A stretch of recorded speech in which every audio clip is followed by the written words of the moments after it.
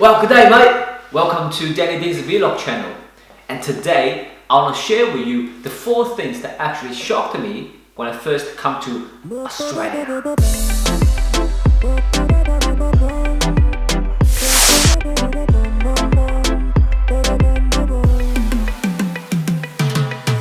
Well, I came to Australia as an overseas student from China to study back in 2002. And there's 4 things that actually shocked me when I get to Australia that's so different to where I come from. Well, the first thing is that academic studies are incredibly easy in Australia compared to most Asian countries, especially for math. This is the math exam practice paper in China for year 10 that I took out from the internet. You can see that there's Chinese writing, there's English writing, and there's another type of language writing which I don't understand. Well, when you combine these 3 languages together, I can see a totally alien language which I have no freaking idea what that means. I can still remember when I was doing the math exam in year 10 back in China. I was sitting on a table and a chair with a piece of paper and a pen. I was staring at these questions that I have no idea what it's asking me, and all I can think of is at the end of the Predator movie when Arnold is fighting this Predator, and then the Predator started pressing some alien language on his arm and trying to make himself explode. Yeah, I can feel my head was about to explode. Now let's have a look at the year 10 math exam paper in Australia. At first glance, this is a much neater writing, and secondly, it's written in English and numbers. There's no alien language. Now let's compare it with the Chinese math exam paper. As a student judge, I would say Australian math paper wins. Well, all I remember is that when I get to year 10 in China, my math, physics and chemistry, it's always coming number 1 and number 2 in the class, from the bottom up. So then, I just know that this study is not for me, because I'm thinking about that, wow, I don't even know if I'm going to use this knowledge or not, because in the future I'm not going to become a scientist. But that's what you need to go to high school. That's why, okay, maybe I should try another way.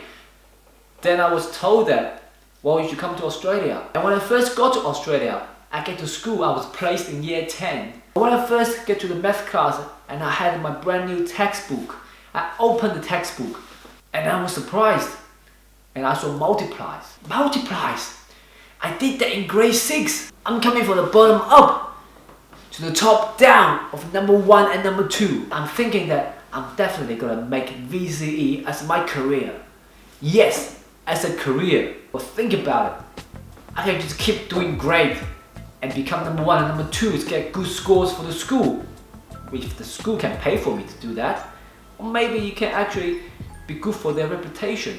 They can get more students into it. But I think in recent years, the academic studies standard has been brought up to a new level in the Western countries.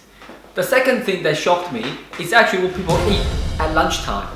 Now almost everybody have a lunchbox, and they will pack the lunchbox in the morning or maybe the previous night and then bring them to school. There are usually few things that in the lunchbox for a student. There's a potato chips, it could be packaged, or it could be hot fries, fresh out of the oil. Or there's some sandwiches, which is pretty usual. There's a salami, there's some usual meat you would go with a sandwich. There's a ham sandwich with cheese, maybe sometimes tomato and cucumber. But there's just one thing that I found in the Australian students' lunchbox. It's this weird looking dark color sauce with cheese. And it's just that simple. And later on I found out that this is called a Vegemite sandwich. Even just the word Vegemite, it took me a long time to actually pronounce it properly. It's actually Australian food, it's made in Australia with 98% of Australian ingredients. When you open the cap, the first thing you look, it's a very smooth and shining surface. It actually looks like a dark chocolate. It actually gives people a good impression, but the taste can really kill you. And also, there's another food that I need to mention here that really surprised me when I get to Australia. Chips and gravy roll. Now, it's actually a rolled wrapped with chips inside and poured gravy on top of it.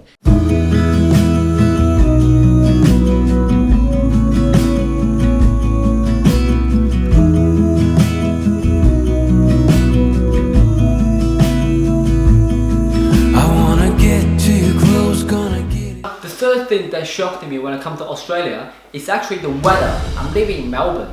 And Melbourne's weather is absolutely unpredictable. As many of my friends will tell me that Melbourne's weather is like a little girl. You can never predict what's going to happen in the next minute. Despite that, the temperature difference between daytime and nighttime, the highest temperature and the lowest temperature, could be dramatic. The second thing is that you will never know when it's going to rain, because it will not give you any sign. You can wake up in the morning and have blue sky, clear sky without any clouds at all, and a shining sunny day, and you're happy and you're smiling, you are jumping, you are skipping to school. I don't know if you still do that, skipping to school. Well, when just after midday you look up at the sky, you'll be like, hey, where's the sun? And then the next minute it could be pissing down, raining, as Australian would say, pissing down. Yeah, but think about this. You probably saw an Asian lady holding an umbrella walking down the street in a bright, hot, sunny day. And they feel like they're probably walking down the red carpet in a fashion show. And you probably look at them and go like, what an idiot. Why are they doing that? Is it crazy? Is it raining? But you never know. They probably saw the secret of it. They knew that if they're holding the umbrella 24/7, they will never get rained on, because they're living in Melbourne. Maybe they don't think that way. Well, the fourth thing I'm about to share with you is probably going to be the biggest shock that I ever had outside of China. Now, when I first come to Australia, I've been living with a homestay local family for 1 year, and they have 4 kids. In the Australian culture, in Australian family, their kids can actually say, fuck, shit, fucking hell, shut up to their parents. And they can call their parents names. And I'm just like, what? What's happening? And I'll be like, were they really their biological parents? How can they just do that? Is it like a magic? Were their parents being controlled by a dark force? Chinese culture or Asian culture and the Western cultures are fundamentally a little bit different. Hey, you finished your homework? Shut up, Dad, I'm busy. What did you say to me? Just shut up. Now go to your room. You go to your room. What am I gonna do with you? Hey, you finished your homework today? Yeah, shut up, Dad, I'm busy. What did you say to me? Shut up. You are not supposed to hit children. I can hit you, huh? What? I did not hit you. Just the way that they brought up their kids, or maybe the law are different in these two cultures. The kids did something wrong, they need to be punished. There must be a way for them to punish, because all the parents can do is physical force. Because in those days, there's not many ways to actually educate this child, because maybe they don't know how to educate this child.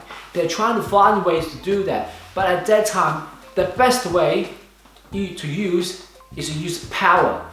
Because adults have a lot of physical power, so they can overpower this child. But this physical power over this child will actually make the child learn about something? I don't know. But if you look at the Western cultures, maybe the parents can actually have a talk with this child. Yelling when they were shouting or swearing at someone, maybe it could be considered as disrespectful. Maybe there's a way to actually stop them from doing that. But just doing nothing and yelling back at their child may not actually help them to actually learn something, to change their behavior.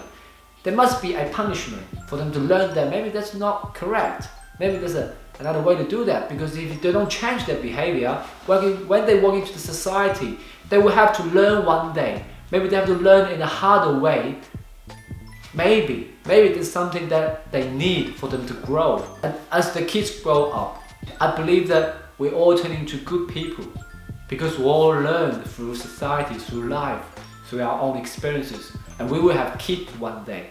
And how are we going to educate these kids? Well, maybe there's something there for us to discuss. Maybe there's something there for the society to work out all together, to come to one great solution.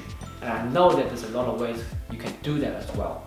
Well, today I'm going to share all these things with you, and maybe some of them you agree with, maybe some you don't, but please leave a comment below and just see what you think about what I say today. Maybe they can be related to you. If you want to, in the future, you have some questions that you have for me, and please comment below as well. If you like this channel, you like my topic, you like my video, please hit like and please hit subscribe if you want to get to know more about this content in the future.